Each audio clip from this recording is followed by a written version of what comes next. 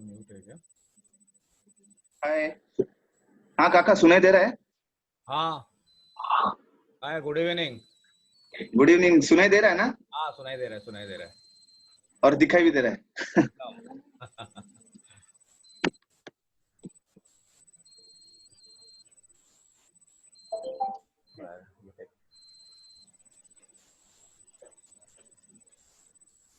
Hello, good evening भैया.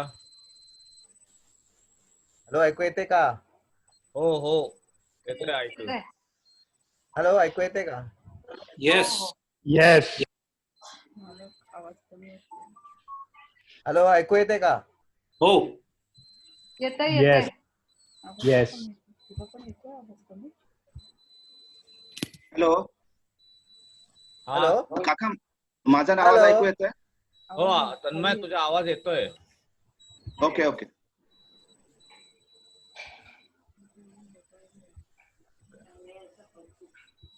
Hello. हा भैया. हा, ऐकू येते? हो हो हो. हो, येतोय. येतंय. Good good. अजून 18 लोक झाली आहेत.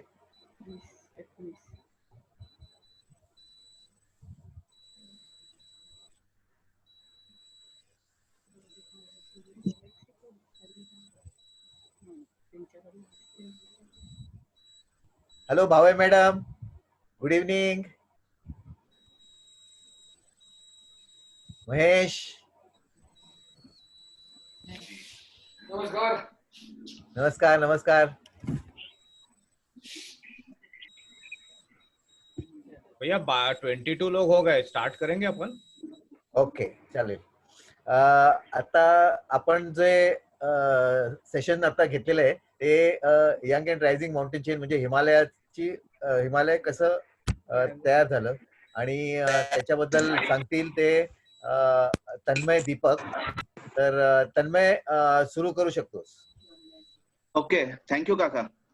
मी तन्मय आणि मी जिओलॉजिस्ट आहे, पेट्रोलियम जिओलॉजिस्ट आहे आणि मी ONGC मध्ये कामाला आहे. मी माझं बॅचलर्स फर्ग्युसन पुण्याहून केलं आणि आपलं मास्टर्स हे बडोद्याहून केलं पेट्रोलियम जिओलॉजी मध्ये. तर आज आपण बघूया हिमालय आणि त्याची जिओलॉजीचं एक थोडस इव्होल्युशन ऑफ द हिमालयस बद्दल बोलूया. आता हिमालय जे आहेत आपले ते नंगा पर्वत म्हणजे पाकिस्तान ऑक्युपाइड काश्मीरचं नंगा पर्वत पासन नामचे बर्वा, तुम्हाला पॉइंटर दिसत असेल तर फक्त कोणीतरी हो म्हणा, नामचे बर्वा पर्यंत ही 2500 किलोमीटर ऑलमोस्ट लांब पर्वत रांग आहे. पण जर आपण सगळ्यात मोठ्या पर्वत रांगांबद्दल बोललो तर जगात अँडीज झाल्या, रॉकी झाल्या, अशा खूप मोठमोठ्या पर्वत रांगा आहेत, लांब पर्वत रांगा आहेत. पण गमतीची गोष्ट म्हणजे सगळ्यात लांब पर्वत रांग ही समुद्राखाली आहे, त्याला मिड ओशनिक रिज असं म्हणतात. ती अटलांटिक ओशन मध्ये अमेरिका आणि युरोप किंवा आफ्रिका या कॉन्टिनेंटच्या मध्ये आढळते आपल्याला. ऑल्सो हिमालय तुम्हाला ऑब्व्हियसली सगळ्यांना माहिती आहे, माउंट एव्हरेस्ट ऑब्व्हियसली 8848 मीटर सगळ्यात उंच डोंगर. पण परत एक गंमतीची गोष्ट, आता आपण कुठून मोजतोय त्याप्रमाणे हाईट डिसाइड होते. माउंट एव्हरेस्ट समुद्र सपाटीपासून मोजतो आपण, म्हणून 8848 मीटर जगातला हायएस्ट पॉइंट.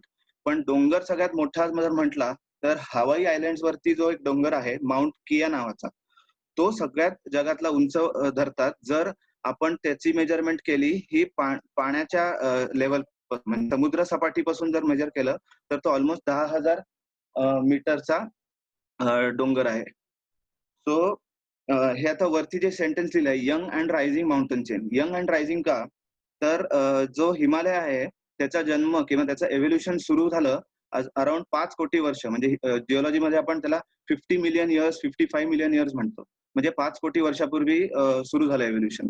पण पृथ्वीचं जे वय आहे ते तुम्हाला बिलीव्ह करा तुम्ही माझं, 500-550 कोटी वर्ष जुनी ही पृथ्वी आहे.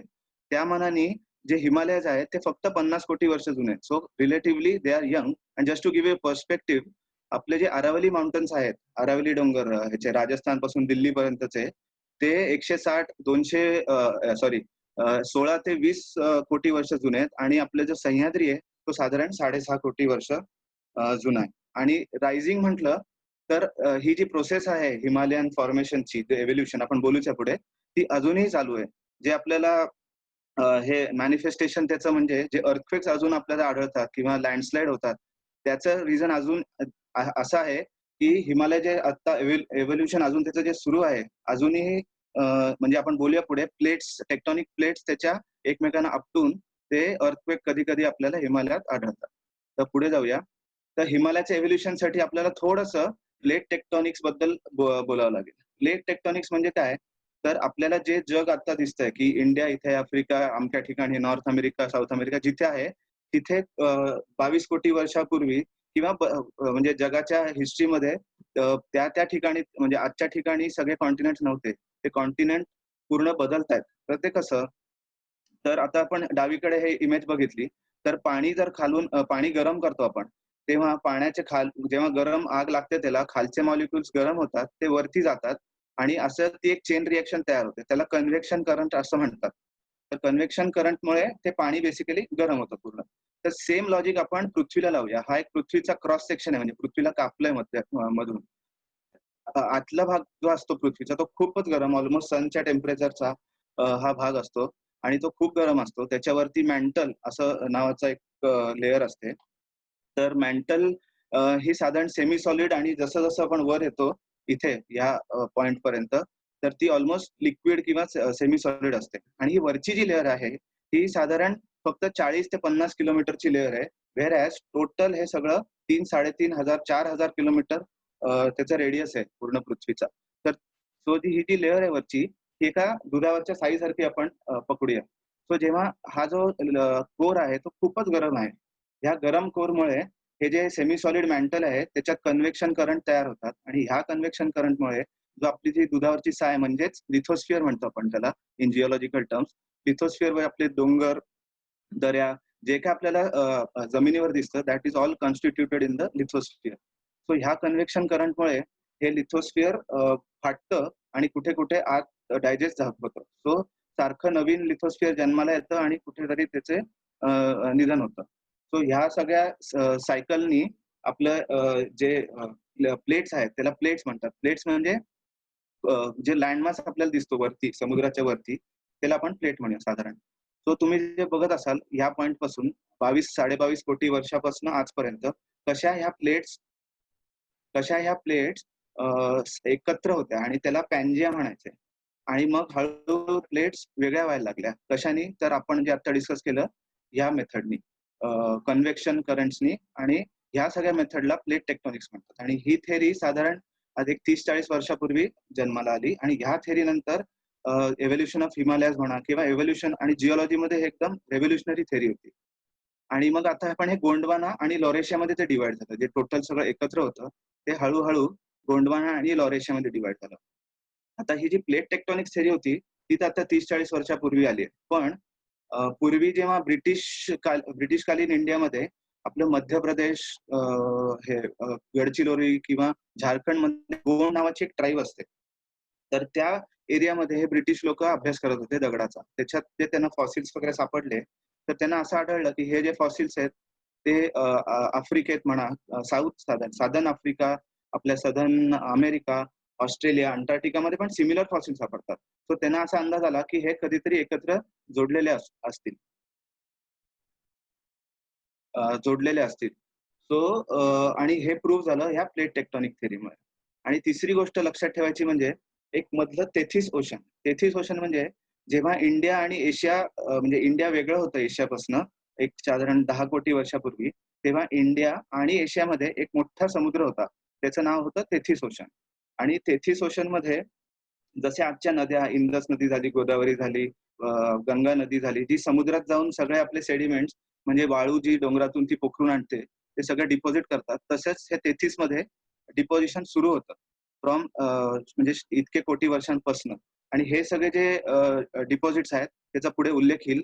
हिमालयाज मध्ये जे सेडिमेंटरी डिपॉझिट सापडतात ते ह्याच तेथीस ओशन मध्ये सापडतात. थोडंसं पुढे जाऊया आपण आता पूर्ण वर्ल्ड पासून इंडियामध्ये आणि पर्टिक्युलरली हिमालयामध्ये येऊया. तर हा उजवीकडचा जो फोटो दिसतोय त्याच्यात सुंदर दाखवलंय इंडिया साधारण 7 कोटी वर्षापासून आजपर्यंत कसा त्याचा प्रवास होता. तर साधारण माडागास्कर ला होता तो 8 कोटी वर्षापूर्वी आणि तो आजच्या दिवशी इथे आपण प्रेझेंट पोझिशनला आहे. आणि हे सगळं सुद्धा डेटिंगनीच प्रूव्ह केलेलं आहे. म्हणजे इकडचे जे दगड आहेत आणि आजचे जे दगड आहेत त्याचं डेटिंग करूनच प्रूव्ह केलंय की ते इंडिया कुठे होतं आणि आज कुठे आहे. आणि आता आपण लक्ष देऊया डावीकडच्या हे जे छोटे छोटे फोटो आहेत तिथे साधारण 8 कोटी वर्षापूर्वी हिमालय मडागास्कर पाशी होता. तर आता तुम्ही डावीकडचा जो फोटो आहे तिथे बघा, मडागास्कर पाशी होता आणि इथे एक असे कोहिस्तान लद्दाख आयलंड म्हणजे बनत होते. म्हणजे काय होतं, इमॅजिन करा की 2 पेपर आहेत आपले साधे पेपर आणि ते एकमेकांना तुम्ही जाऊन आपटवले तर काय होईल की एक पेपर दुसऱ्या पेपरच्या खाली जाईल. बेसिकली इथे तेच होतं जे आपण आधी प्लेट्स बोललो. तर एक प्लेट म्हणजे इंडियन प्लेट म्हणूया त्याला आणि दुसरी प्लेट एशियन प्लेट म्हणूया. आता ह्याच्या पुढे तेच म्हणायचं, इंडियन प्लेट आणि Asian plate. So Indian plate Asian प्लेटच्या खाली जायला लागली. पण आता इमॅजिन करा हा तो पेपर नाहीये, हे 30-40 किलोमीटर थिक लेअर एका दुसऱ्या 30-40 किलोमीटर थिक लेअरच्या खाली जाते. तर त्याच्यामुळे काय होतंय, खूप हीट जनरेट होते आणि ही हीट जनरेट झाल्यामुळे आतला जो दगड असतो तो चक्क वितळतो, मेल्ट होतो आणि तो दगड हळूहळू वरती येतो. वरती आल्यामुळे त्याचा वोल्कॅनो तयार होतो. वोल्कॅनो वरती आल्यावर तो दगड थंड होतो आणि त्याचा बसाल्ट तयार होतो. जो बसाल्ट आपल्याला सह्याद्री किंवा महाराष्ट्रात बघायला मिळतो तो बसाल्ट तयार होतो. सो असं हे होत होतं, म्हणजे ही प्रोसेस होत होती. आणि आपण जर बघितलं तर इंडिया आजच्या डेटमध्ये साधारण 6,000 किलोमीटर प्रवास त्यांनी केला आहे इंडियाने. सो जर आपण प्लेट टेक्टॉनिक्सची गोष्ट केली तर साधारण पर इयर 5 सेंटीमीटर ही फक्त ती प्लेट पुढे पुढे पुढे पुढे सरकते because of the convection current which we earlier talked about. आणि आता पुढे पुढे जसं आलो आपण 8 कोटी वर्षापासून पुढे 6 कोटी वर्षावर आलो तर तुम्हाला दिसत असेल तर 6 कोटी वर्षापूर्वी खूप मोठं व्होल्कॅनिझम झालं आणि जे आपले डेक्कन ट्रॅप्स आहेत किंवा ह्याचं काय म्हणतात डेक्कन व्होल्कॅनिक प्रोव्हिन्स म्हणतो किंवा बसाल्टचा जो दगड आहे महाराष्ट्रावर तो तेव्हा त्याचा जन्म झाला आणि तिथे खूप मोठं व्होल्कॅनिझम झालं होतं. आणि रियुनियन नावाचा एक आयलंड आहे आजच्या दिवशी एक्झिस्ट करतं. तर रियुनियन आयलंड वरून आपण पास होत होतो तेव्हा आणि ते खूप मोठं व्होल्कॅनिझम झालं आणि इतकं झालं की त्यामुळे जे ह्याच्या अगोदरचे जे एरियाज आहेत ज्युरासिक मध्ये जे डायनोसॉर वगैरे ते सगळे एक्सटिंक्ट झाले. म्हणजे this is also a reason for the extinction of the dinosaurs असं बिलीव्ह करतात. पुढे पुढे आपण गेलो तर ह्या फोटोमध्ये आपण बघूया की इंडिया आता एशियाच्या जवळ नाहीये. पण ह्याचा अर्थ असा नाहीये की प्लेट जवळ नाहीये. प्लेट आता आपल्याला हा जो भाग दिसतोय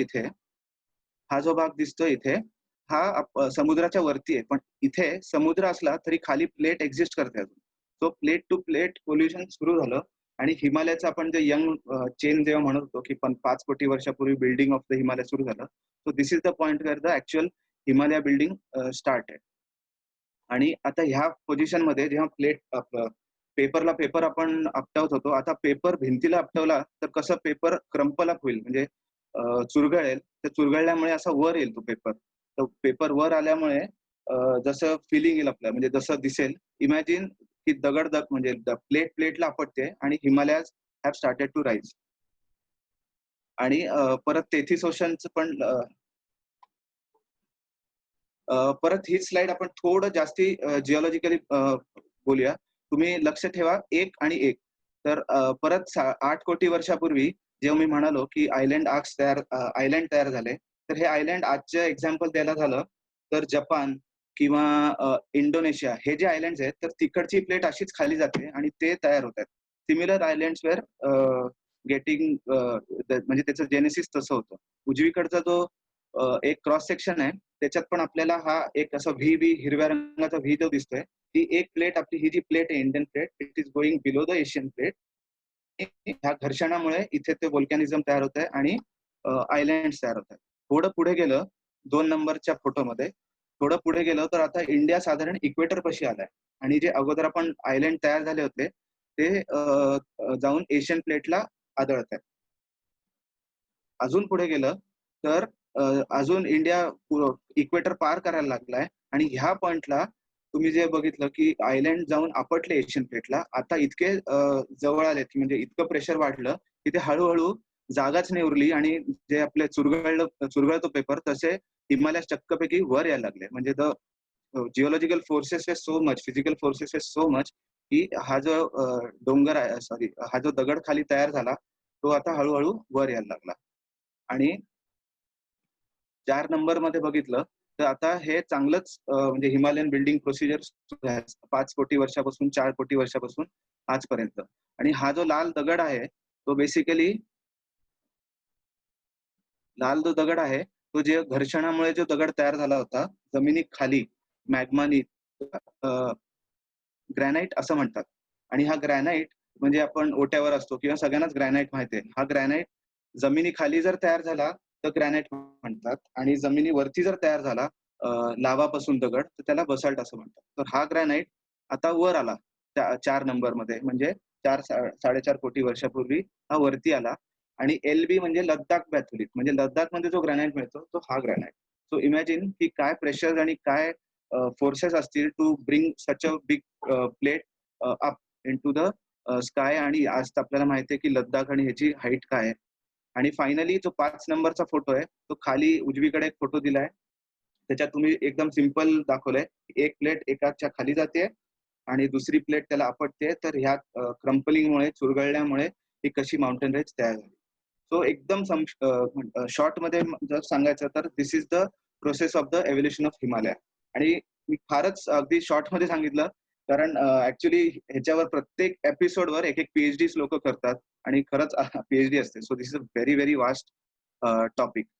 पुढे जाऊया. आता आपण हिमालयाची बेसिक अॅनाटॉमी बघूया, म्हणजे division of Himalaya, physiographic division of the Himalaya बघूया. तर हिमालय आपल्याला सगळ्यांना माहिती आहे की गंगाच्या प्लेन पासनं म्हणजे जो पायथा आहे गंगाच्या इथून शिवालिकचा तिथपासून तिबेट प्लॅटू पर्यंत पूर्ण हा हिमालयन माउंटेन रेंज आहे. तर आपण डिव्हिजन वरपासून सुरू करूया. तर वरती अख्खा तिबेटचा प्लॅटू आहे आणि तो तिबेटचा प्लॅटूला रूफ ऑफ द वर्ल्ड असं म्हणतात. रूफ ऑफ द वर्ल्ड का? कारण आता आपण जी प्लेट म्हणत होतो एक प्लेट दुसऱ्याच्या खाली जाते, तर ही इंडियन प्लेट आहे. इथे लिहिलंय 35 किलोमीटर, 35 ते 40 किलोमीटरची ही थिकनेस असतो लिथोस्फिअर, दुधावरची साय जी म्हणालो तुम्ही. तर हे थिकनेस साधारण 35-40 किलोमीटर असतो. तसाच एशियन प्लेटच्या 35-40 किलोमीटर थिकनेस होता. तो एक ही इंडियन प्लेट दुसऱ्या प्लेटच्या खाली जाऊन ते almost 70-80 kilometre thick plate, lithospheric plate झाली. ती सगळीकडे आढळत नाही, फक्त तिबेटला आढळते. म्हणून तिबेटची उंची साधारण 4-5 हजार मीटर ही उंची आहे तिबेटची. Next फिजिओग्राफिक division. आणि हा जो मी फोटो दिलाय क्रॉस सेक्शन त्याच्या आणि उजवीकडे एक मॅप पण दिलाय. तर ती जी काळी लाईन आहे तर काळी लाईन वर तुझं लक्ष ठेवा. सो आता तिबेट प्लॅटूची गोष्ट केली तर तिबेट ऑब्व्हियसली येतं त्याच्यात. आणि कैलास मानसरोवरपैकी जो कैलास पर्वत आहे तो ह्या तिबेट प्लॅटोच्या फिजिओग्राफिक डिव्हिजन मध्ये येतो, अगदी त्याच्या एजला. फिजिओग्राफिक डिव्हिजन आहे हे इंडो सांगपो सुचर झोन. तर सुचर झोन म्हणजे काय? तर समजा 2 कणकेचे गोळे घेतले आपण आणि ते एकमेकांना चिकटवले, तर जेव्हा आपण चिकटू 2 कणकेचे गोळे तर त्याच्यामध्ये घळ किंवा एक खड्डा म्हणजे असं एक डिप्रेशन तयार होईल. तसंच काहीचं डिप्रेशन जेव्हा इंडियन प्लेट आणि ह्याची आपली एशियन प्लेट एकमेकांना आदळल्या तेव्हा काहीचं डिप्रेशन तिथे तयार झालं. आणि इंडो सांगपोचा काय अर्थ? तर इंडो म्हणजे इंदस नदी आणि सांगपो नदी. सांगपो म्हणजे ब्रह्मपुत्रा होते ती पुढे आपल्या भारतात आल्यावर. ही इंडस नदी आणि ही सांगपो नदी चायनातली म्हणजे किंवा तिब्बत मधली ही त्या सुचर झोन मधनं वाहते. म्हणजे तो एक प्लेन ऑफ वीकनेस म्हणता येईल आपल्याला, त्या सुचर मधनं ती वाहते. तो ह्याला इंडो सांगपो सुचर झोन असं म्हणतात. So this is the joining of Indian plate आणि द एशियन प्लेट. पुढचा जो भाग आहे हिमालयाचा त्याला तेथियन हिमालयास असं म्हणतात. तर अगोदर आपण तेथीस ओशन बद्दल बोललो होतो. तर त्या ओशन मध्ये जे सगळे नद्या ज्या सेडिमेंट्स वाळू सगळ्या घेऊन डिपॉझिट केलं त्या ओशन्स मध्ये, त्या ओशनचे जे काय दगड तयार झाले होते किंवा सगळे सेडिमेंट्स आजच्या डेटमध्ये इतके वर आलेत हिमालयाच्या तेथियन हिमालयास मध्ये. सो तेथियन हिमालयास मध्ये सगळे तुम्हाला सेडिमेंटरी दगड सापडतात. आणि शाळीग्राम जो आपण सगळ्यांनाच माहिती आहे किंवा ॲमोनाइट तो पण एक फॉसिल आहे आणि तो फॉसिल हा समुद्रात सापडतो आणि त्याचं वय म्हणजे साधारण जुरासिक किंवा कॅम्ब्रियन एज म्हणजे 22 कोटी वर्षापासून 160 कोटी वर्षापर्यंत 22 कोटी ते 16 कोटी वर्षापर्यंत तो प्राणी तिथे सापडायचा, म्हणजे ॲमोनाइट म्हणतात त्याला. तो शाळीग्राम असा हा फॉसिल. पुढे आलं की द हाय हिमालय, हा सगळ्यात मोठा आणि सगळ्यात उंच आणि सगळ्यात आता 2 प्लेटचं ते ह्या पॉइंट मध्ये आहे आणि म्हणूनच सगळ्यात उंच हे हिमालयस, सगळ्यात उंच हा झोन आहे आणि ह्याला हाय हिमालयास किंवा ग्रेटर हिमालयास म्हणतात. आणि आपण आपलं माउंट एव्हरेस्ट झाला, K2, जितके पण उंच डोंगर आहेत, सगळे पीक्स आहेत. फॉर एक्झाम्पल ह्या उजवीकडच्या मॅप मध्ये बघितलं तर नंदादेवी, रूपकुंड हे सगळे, किंवा उजवीकडे किंवा डावीकडे तर माउंट एव्हरेस्ट, इकडे K2, हे सगळे जे बर्फानी माखलेले जे डोंगर आहेत हे सगळे मॅप मध्ये, those are a part of the high Himalayas. पुढे गेलो की मग लेसर हिमालयास म्हणजे अल्मोडा, विन्सर किंवा गंगोत्रीच्या खाली. मग पुढे आलं की शिवालिक सुद्धा सगळे जे, आणि इथे एक मेन्शन करायची गोष्ट म्हणजे जेव्हा हिमालय तयार होत होते तेव्हा इंडियन मॉन्सून जो आहे तो पहिल्यापासून नव्हता आपला. इंडियन मॉन्सून जेव्हा हिमालय वर वर वर वर यायला लागले 5 कोटी वर्ष टिल टुडे, तर एका पॉइंटला जेव्हा Himalaya had attend enough height तेव्हा हे मॉन्सून सेटअप झाला. आणि मॉन्सून सेटअप झाल्यामुळे नद्या व्हायला लागल्यामुळे सगळे डिपॉझिशन सुरू झालं, सगळ्या मातीचं, वाळूचं. आणि हे सगळं डिपॉझिशन आजचे जे शिवालिक आहेत डोंगर, तिथे तेव्हा डोंगर नव्हते. थोडे वर्षापूर्वी, साधारण दीड ते 2 कोटी वर्षापूर्वी हे डोंगर नव्हते. इथे ते सेडिमेंट्स होते सगळे. आणि परत कंटिन्युअस माउंटन बिल्डिंगनी आजच्या डेटमध्ये शिवालिक सुद्धा वर आले आणि it ends with the Ganga plain, जो ऑलमोस्ट समुद्र सपाटीला आहे आणि खूपच मोठा आहे Ganga plain. So this is the basic anatomy of the Himalaya.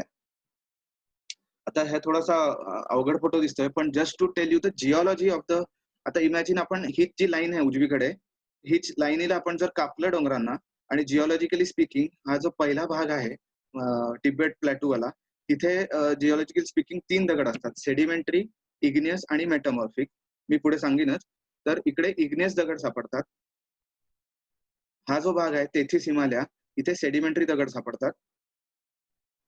Higher Himalaya म्हणजे सगळ्यात जे उंच पर्वतरांग आहे तिथे आपल्या इग्नियस आणि मेटामॉर्फिक दगड सापडतात. लेसर मध्ये परत मेटामॉर्फिक दगड सापडतात आणि इथे शिवालिकला सगळे सेडिमेंटरी दगड सापडतात.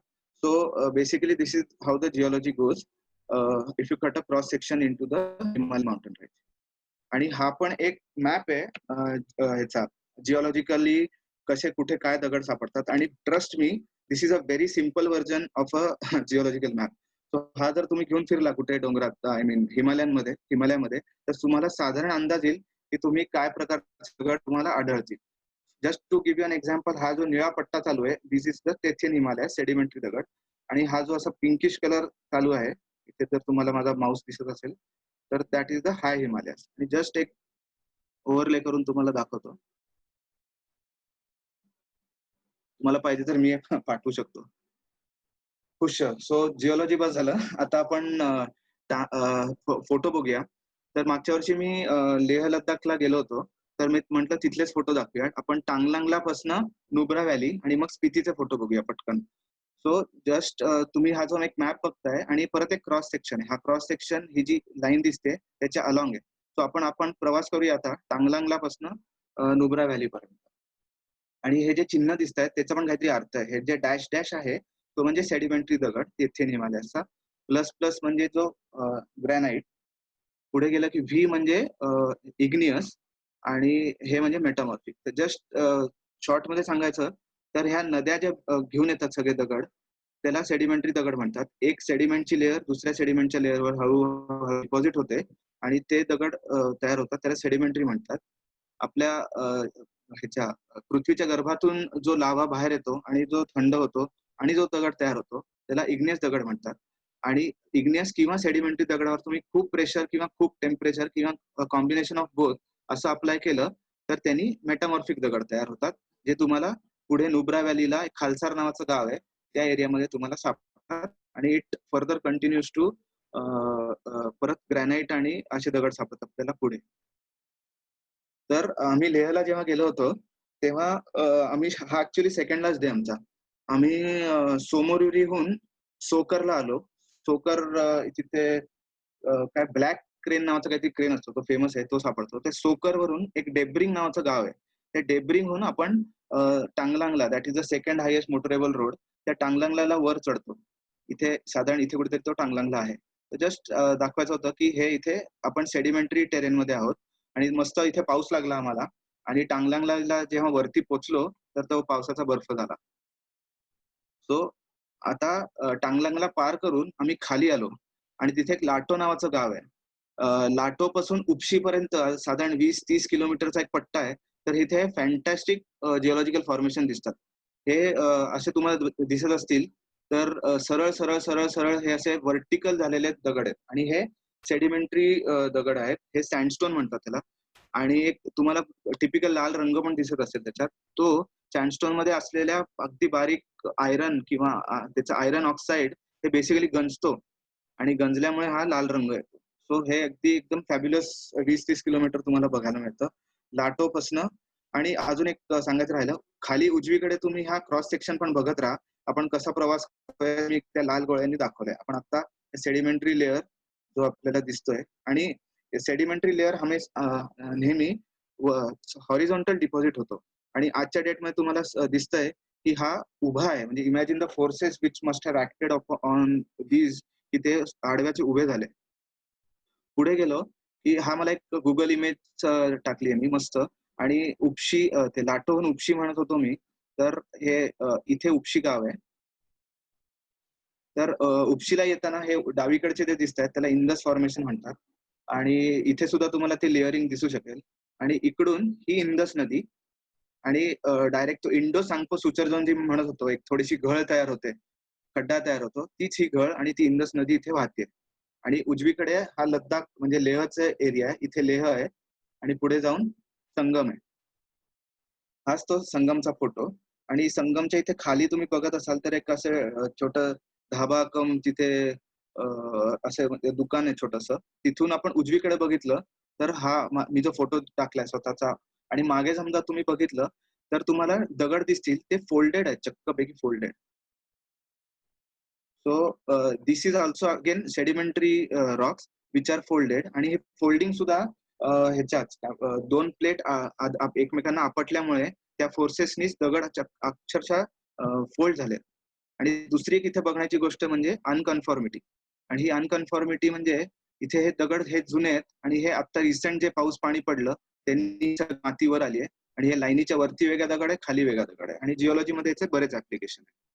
पुढे आलं तर लेहचे व्हॅली जी आहे त्याच्यामुळे असे पांढऱ्या रंगाचे दगड आपल्याला बरेच आढळतात आणि these are nothing but lake deposits. हे साधारण चुन्यासारखे दगड आहेत आणि ह्याचं मायनिंग पण करतात फॉर बिल्डिंग.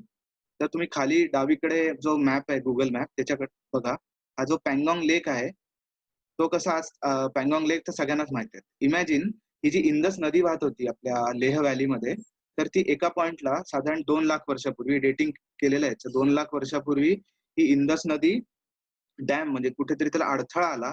एक लामायुरू का काहीतरी गावाचं नाव आहे, त्या लामायुरू पाशी त्याला अडथळा आला. त्यामुळे ते पाणी आपल्या पॅंगॉंग लेक सारखं पूर्ण इंदस व्हॅलीत पसरलं आणि ती लेक तयार झाली. त्या लेक मध्ये हे सगळे डिपॉझिट्स आज आपल्याला आढळतात. ती लेक आता तर नाही आहेत पण डिपॉझिट आढळतात. आता आपण आलो लेह गावात. लेह हा फोटो आहे, शांती स्तूप आहे तिथे लेह मध्ये तिथला. तर आपण इथे समोर जे दिसते आपल्याला तो ते तेथियन हिमालयाज सेडिमेंटरी हिमालयाज आणि स्तोप कांगरी इथे दिसतोय आपल्याला. आणि हे इथे स्तोप गाव आहे आणि हा स्तोप कांगरी. आणि मध्ये जो थोडासे घळ आहे, व्हॅली आहे, ती that is nothing but the Indus river. आणि आपल्या बाजूला म्हणजे लेहच्या बाजूला फोटो जिथून काढलाय दॅट इज द ह्याचा लद्दाखचा ग्रॅनाइट. हा अजून एक फोटो आहे मस्त. हा विमानातून काढलाय, डावीकडचा फोटो, लेफ्ट साइडचा फोटो विमानातून काढलाय. हे जे सगळं हिरवं आहे ते लेहची व्हॅली आहे, पूर्ण लेह गाव आहे. आणि शांती स्तूप जो अगोदर फोटो तो इथून मी काढला होता ह्या बाजूचा. आता आपण नॉर्थ म्हणजे तिकडे बघितलं तर ही जी पर्वतरांग आहे ही लद्दाख बॅथोलित असं म्हणतात त्याला. आणि म्हणजे बॅथोलित म्हणजे ग्रॅनाइट जो जमिनीखाली थंड होऊन दगड होतो त्याला बॅथोलित म्हणतात. आणि इथे एक असं थोडासा एक लाईन दिसेल that is nothing but that खारडुंगलाचा रस्ता. आणि खारडुंगल्याला सुद्धा हा ग्रॅनाइट आपल्याला दिसतो. आणि गर्दी पण होती आम्ही गेलो तेव्हा. मग खारडुंगल्याहून खाली उतरलो की नॉर्थ पुलू आणि खारडुंग नावाचं गाव लागतं. Now this is a boundary between जो ग्रॅनाइट होता ह्याचा लद्दाखचा, लेहचा, आणि आता वोल्कॅनिझम दिसायला लागतं आपल्याला. हे जे इथे काळे काळे जे रेषा दिसतात, पट्ट्या दिसतात, that is nothing but the डाईक. Tanmay 10 minutes left. Okay okay, एक 5 मिनिटं लागतील. हो. डाईक्स, ह्याला डाईक्स म्हणतात. तर डाईक म्हणजे एक्झाम्पल द्यायचं तर आपलं नाणेघाट झाला, मोरोशीचा भैरवगड, पावनखिंड, हे सुद्धा डाईक्स आहेत. डाईक म्हणजे एक्झिस्टिंग दगडामध्ये मेल्टेड दगड जर आत शिरला ह्याच्यामुळे आणि थंड होऊन दगड झाला तर त्याचा होस्टच्या दगडापेक्षा त्याचा रंग वेगळा होतो, दगड वेगळा होतो, त्याला डाईक म्हणतात. पुढे आलं की जे ग्रॅनाइट आणि डाईकचं कॉम्बिनेशनच्या पुढे आपण आलो की पूर्ण वोल्कॅनिझम दिसतं. हा दगड म्हणून ओळखला जातो. आणि इकडे डावीकडे खाली बघितलं तर चकचकीचे दिसतंय, that is called as something called as a desert varnish. हे ऍरिड क्लायमेट, गरम क्लायमेट मध्ये फक्त आढळतं.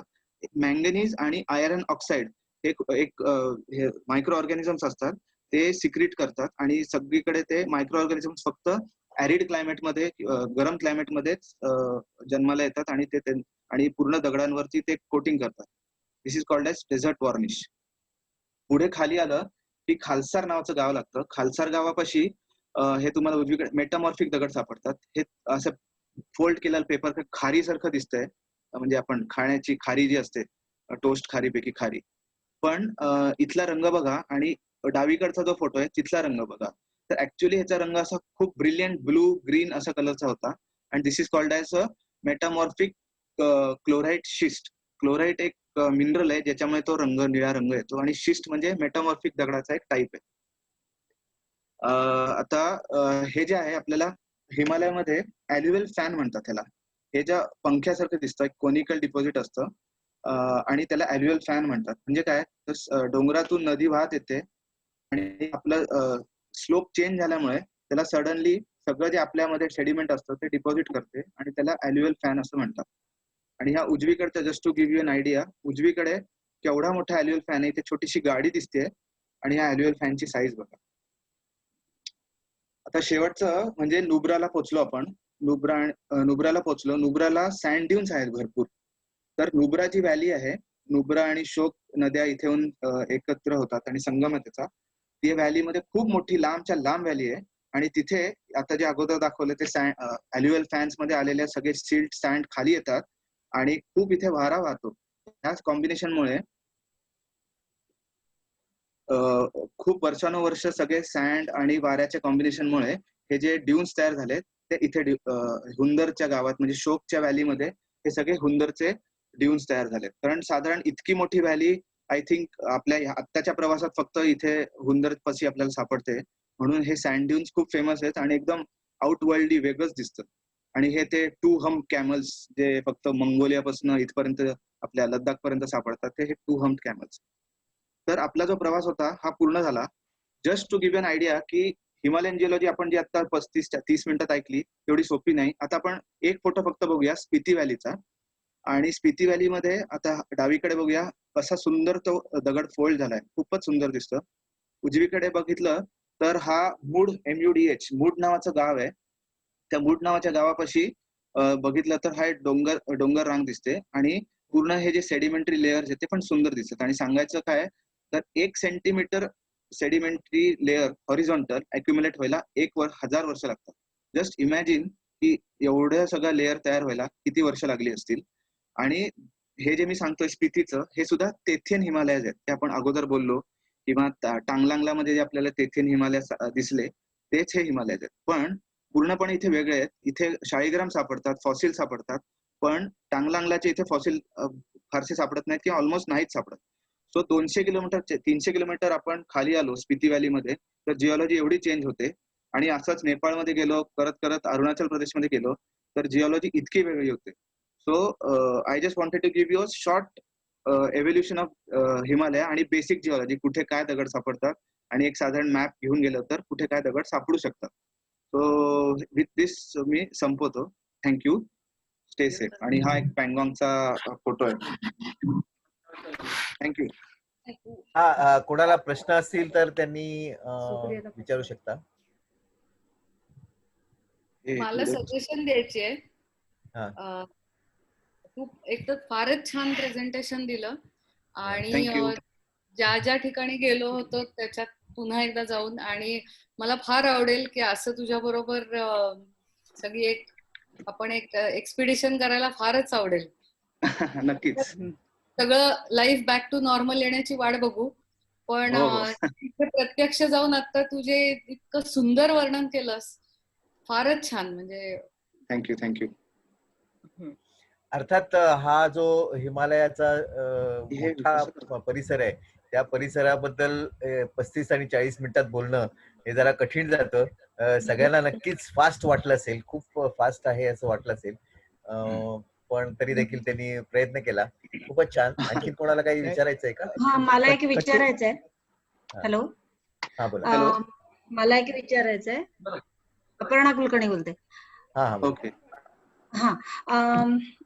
रिकॉन्क्विओ डिस्ट्रिक्ट मध्ये जाताना त्याच्या आधी पोवारीकडनं आम्ही जेव्हा पुढे गेलो त्यावेळेस मायका बहुतेक असलेले असे रॉक्स दिसत होते, म्हणजे एंटायरली दॅट टेरेन शायनिंग. तर ते काय तिथे असतं का खरोखरच मायका? कारण काही मी आणले त्याच्यातले छोटे छोटे. नाही, मायका नक्कीच असणार, कारण मायका म्हणजे मेटामॉर्फिक जे दगड आपण बोललो ना, म्हणजे जे तिसऱ्या टाईपचे दगड होते, दॅट इज हीट आणि प्रेशरने तयार झालेले. तर मायका तयार व्हायला पण हीट आणि प्रेशर लागतं. सो मेटामॉर्फिक दगड तर तिथे असणारच, आणि मेटामॉर्फिक दगड मध्ये मायका हा 100% सापडतो. मग बायोटाईट असे त्याचे वेगवेगळे टाईप असतात.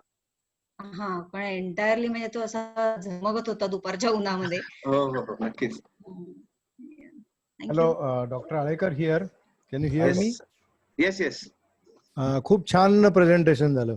थोड्या वेळामध्ये खूपच I can understand the whole process of millions of years. You had to explain in just 40 minutes, which is itself a task. But you did it brilliantly, I must say. Thank you Very nice. आणि आता जे मायकाचा प्रश्न विचारला मॅडमनी, ते थोडक्यात एक त्याच्याच अनुषंगाने विचारतो. आपण आता आम्ही ज्या लोअर हिमालयामध्ये जे आमचे ट्रेक्स होतात, शिवालिक मध्ये असतात युजली, ते तिथे पण मायकाचं प्रमाण पाण्यामध्ये खूप येतं. आमच्या म्हणजे पाणी जे आम्ही पितो तिथल्या स्प्रिंग्स, ते आमच्या पोटात जातं बरेच वेळा, त्यांनी पोट बिघडतं बरेच वेळा. असं just observation. Actually end of the journey तो अनुभव आला आम्हाला. कारण ते स्प्रिंग्स असतात आणि इतकं छान वाटतं ते पाणी प्यायला त्यावेळेस तिथे, पण नंतर जरा गडबड होते. याचं कारण असू शकतं, जे मायका आपण म्हणतो शिवालिक मध्ये मायका मिळणं नॉर्मली जिओलॉजिकली पॉसिबल कसं आहे की आपल्या ज्या नद्या वरून व्हायला सुरू होतात ना, म्हणजे त्याचे उगम वरती असतात. तर जिथे उगम असतात तिथे मेटामॉर्फिक दगड असतात. सो तिकडे व्हॅली कापत जेव्हा आपलं पाण्यामध्ये ते मायका सगळं मिसळून तिकडे वरती डोंगरात उगमापाशी किंवा मध्ये कुठेतरी तो शिवालिकला आणली, त्या मायका आणले की तिथे तुम्हाला म्हणून ते आढळत असतील. पण शिवालिक मध्ये माझ्या माहितीत तरी फारसा मायका किंवा मेटामॉर्फिक दगड नाहीये तिथे. सेडिमेंटरी दगड, फॉसिल वगैरे सापडतात. ओके. कट्टी साहेब, हॅलो, हिंगे बोलतो. बोला. कट्टी साहेब, थेरी झाली, आता प्रॅक्टिकल साठी एक विद्यार्थी नक्की तयार आहे. प्रॅक्टिकल साठी विद्यार्थी तयार आहे, अनेक विद्यार्थी तयार होतील, आणि शिक्षक तर आहेतच चांगले. तर कधी अरेंज करताय सांगा तुम्ही. नाही, नक्कीच. प्रॅक्टिकल होणं गरजेचं आहे. पुन्हा एकदा पुढच्या वर्षी. हॅलो, हरकत आपण तन्मयला एक रिक्वेस्ट करूया की आता इतकी छान छान फीचर्स ना सह्याद्रीमध्ये पण खूप दिसतात, तर आपण सह्याद्रीपासून सुरुवात करूया आणि मग तिथनं हळूहळू हिमालयाकडे जाऊया. जेव्हा हिमालयात याच्यासाठी की हिमालय आम्हाला अतिशय फ्रेश होतं. आम्ही अगदी म्हणजे मागच्या ऑगस्ट मध्येच पाहिलेलं होतं सगळं. त्याच्यामुळे आम्ही त्यांच्या बरोबर त्या प्रवाहामध्ये वाहत चाललो होतो अक्षरशः. खरं. बरं, आता 1 मिनिट राहिलेला आहे. तर उद्याचा कार्यक्रम मी परत एकदा थोडस आठवण करून देतो की उद्या ह्याच वेळेला 8 वाजता उद्या हिचं सुप्रिया चक्रवर्तीचं एक क्लाइम्बिंग होतं. क्लाइम्बिंग त्यांनी केलं होतं. ऑल वुमन्स क्लाइम्बिंग टीम होती त्यांची. त्यांनी आता तेलबईला केलं होतं. तर त्याचे स्लाइड्स आणि त्याचे डिस्क्रिप्शन आणि त्याचा चित्तथरारक अनुभव हे आपण उद्या ऐकूया. पहिला तन्मय खूप छान झालं. थँक्यू खूपच No, छान great झालं. share. आणि Hello, Tanmay. Great presentation. And I have been धन्यवाद. to Leh for 5 times, but never seen Leh हाँ. in such a way actually.